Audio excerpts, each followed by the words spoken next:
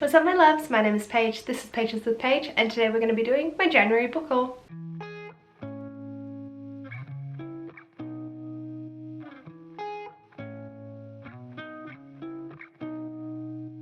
So, whoops. I had another big month of acquiring books, but most of these because they were sent to me from the beautiful April from Aprilius Maximus. Personally, myself, I only bought 4 books. Ash bought me 2 and April kindly gifted me 10. So I was trying to have to read more books than I acquired that were going on my TBR. Not off to a good start. Like, I have 16 books, 3 of which I have read, 13 of which I have not, and I only read 9 books last month. So yeah, gotta kick myself into gear, not buy as many books, no. But I'm very appreciative to April and to Ash for gifting me some of these books. I'm really excited to get to them. So let's dive into what they are. Firstly, Ash bought me 2, one of which I have read and one I have not. And the one that I have read is "'Twas the Night Shift Before Christmas" by Adam Kay. I absolutely adored this. I think it was great. I read the ebook version whilst listening to the audiobook and it was just hilarious, and I can't wait to add it to my collection. And yeah, so he kindly ordered in a copy for me. And then he also got me a really pretty cover,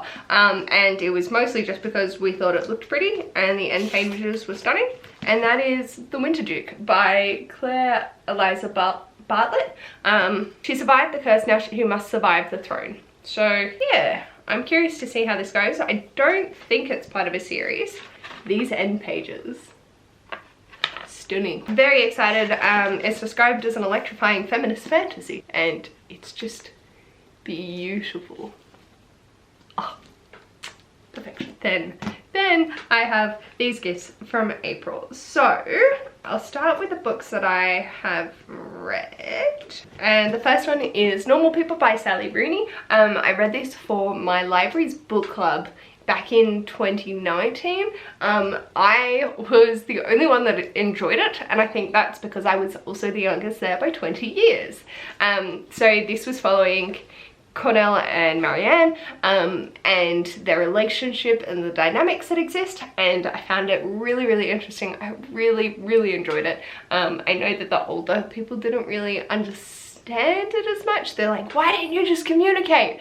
And I was like, no, yeah, that's something I do. So very happy to have a hardcover version, and I will be unhauling my paperback version eventually when I can be bothered redoing my shelves. And then we have one of my favorites of all time, Eleanor Oliphant Is Completely Fine by Gail Honeyman. So I have the same edition as this. It's just there, but the front has a big sticker mark on it. So yeah, April kindly sent me her edition, which is all in tip-top nick. And yeah, so now I have like the actual proper version of this, and I'm so sorry for the sunlight that's streaming through my windows. But yeah, I'm so thankful that I have this in good condition. Now onto the books that I haven't read. So essentially when April unhauls her shelves, she's like, yo, who wants? And I'm like, yes. This is the result. So the first thing she sent me was The Girl from Everywhere by Heidi Helig. I have no idea what this is about. The cover was stunning. It says, Nick Song is a time traveler. She and her father use maps to navigate a glorious old pirate ship manned by a ragtag crew of time refugees is stuffed with treasures both typical and mythical, and takes them wherever their hearts desire. I really think that's going to be an interesting, good, fun read. The next up was A Proof of Nona and Me by Claire Atkins. I'm not 100% sure what this is following, but it says, Rosie and Nona are sisters, yappers. They are also best friends. It doesn't matter that Rosie is white and Nona is Aboriginal. Their family connections tie them together for life. Born just 5 days apart in a remote corner of the Northern Territory, the girls are inseparable, until Nona moves away at the age of 9. By the time she returns, they're in year 10 and things have changed. I think this is going to be a really interesting read. I would love to see some On Voices reviews of this for the Aboriginal representation in it. I don't know if Claire is Indigenous, but I will research into it more. But I figured why not? And yeah, so I'm really curious to see how this one shapes up. Next up we have Only Love Can Break Your Heart by Catherine Weber. Rico loves the endless sky and electric colours of the California desert, is a refuge from an increasingly claustrophobic life of family pressures and her own secrets. Then she meets Seth, a boy who shares a love of the desert and a yearning for a different kind of life. But Rico and Seth both want something the other can't give them. As summer ends, things begin to fall apart. But sometimes a broken heart is all you need to set you free. I feel like this is going to be a typical YA love story, but I'm keen. It could be a really nice palette cleanser, and I'm excited to get to it. I think it's a really stunning cover. The next one was more for Ash than myself, and that was A Proof of Nixia by Scott Renteg. So yeah, this is a sci-fi YA, and I think it'll be pretty interesting. I might pick it up. But yeah, mostly it was for Ash because he enjoys this kind of thing. Next up is His Name Was Walter by Emily Rodda. I really liked Emily Rodda's Rowan of Rin. I've read something by her before, but not the Doctoral Quest, which she's most famous for. And I've seen this around, and I just, when April said she was getting rid of it, I think she said it was a 3-star read, didn't really wow her. I was like, yeah, I'll give it a shot, see how we go. I know that it was one of the Children's Book of the Year awards, a winner of that. Happy to pick this thing and give it a go. Might be great for a Believeathon round, so curious to see how it shapes up. Then we have Pan's Labyrinth, The Labyrinth of the Fawn by Guillermo del Toro and Cornelia Funk. I have no idea what this is about, but I love Pan. I find it really interesting, and I'm curious to see. It's also illustrated beautifully, so I figured I'd give it a read sometime and just see how we go. And yeah, so really excited to get to this, and we'll see. And the two books that had me absolutely screaming and was like, put me in a just say yes mood is Station 11 by Emily St. John Mandel and We Are Okay by Nina LaCour. Ha! I'm so happy that I have my hands on these. So Station 11 is following a Shakespearean troupe as they travel around after a plague, I believe. Yeah, a deadly virus touches down in North America and the world will never be the same again. So they're going around performing. I think it's fascinating. And We Are Okay is Marianne hasn't spoken to anyone from her old life since the day she left everything behind. No one knows the truth about those final weeks, not it, even her best friend Mabel. But even thousands of miles away from the Californian coast at college in New York, Marianne still feels the pull of life and tragedy she tried to outrun. So I'm curious to see. I am so excited for this, like so excited. April has tabs in it, not too many, but a few. And yeah, I can't wait. I can't wait. I'm so excited to hit myself in the fucking face. Like, yes, just So yeah, I'm so thankful that she sent me all of them. But these two were definitely the ones that I was like, please. And then finally, I bought myself 4 books. The first being An Unquiet Mind by Kay Renfield Jamison. I believe this is her writing on bipolar disorder, and it's her examination of both as being a doctor and a patient. So it's her memoir, I suppose, and her thoughts on it. I'm really curious to see someone's life experiences and how they go through with it. Next, I got Witch by Finbar Hawkins, purely for the cover and the fact that it says witch on it, and that is one of my buzzwords, mostly because I'm a witch but with a B instead, but that's fine. I made blood magic with a crow and I found my witching way, and it felt so good. Now I must finish my spell and become a true witch, like my mother, like my sister.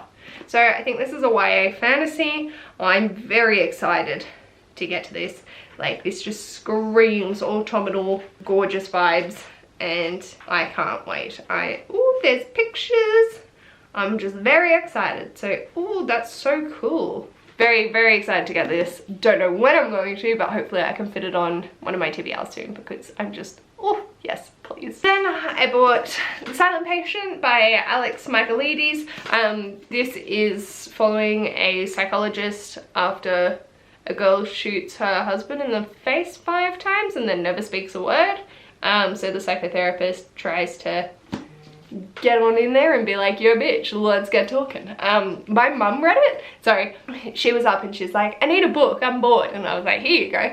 I'm buying this purely to recommend to her, and as she was reading it I realized I hadn't read it, and my mum gets very furious if the bad guys don't get their comeuppance.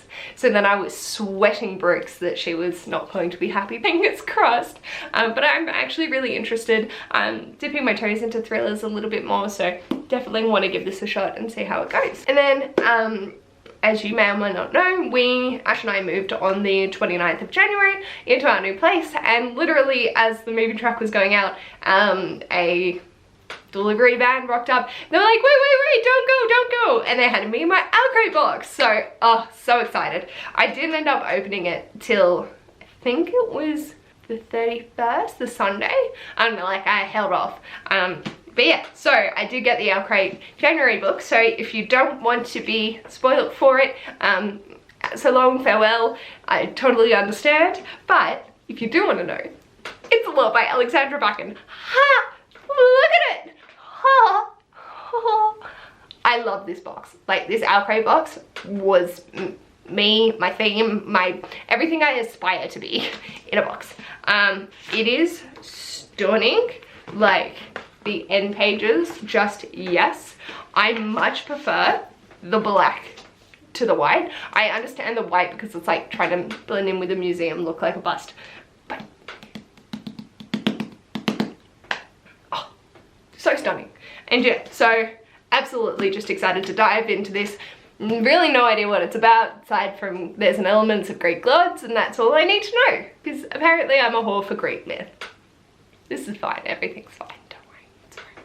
So yeah, I'm very excited to get to this eventually. Whoop. Oh dear. Yeah, they're not gonna fit in shot. But these are the books that I acquired in the month of January. How did your January book hauls go? Is there any that you're absolutely super duper excited for? Just makes me so happy. Hopefully we will be able to keep it a little bit more balanced. I don't need to be adding this many books every month to my TBR, so fingers crossed we can keep it mellow. What are your book buying goals for this year? Are you just going absolutely apeshit buying anything and everything? Which, like, fair enough, I would if I could. Or are you trying to keep it on the down low? Or a happy medium? Who knows? But yeah, let me know in the comments how you're going with all of that. If you like this video, feel free to give it a big thumbs up. And if you'd like to see more of this mess, feel free to subscribe. And I'll hopefully see you on my next video. Bye!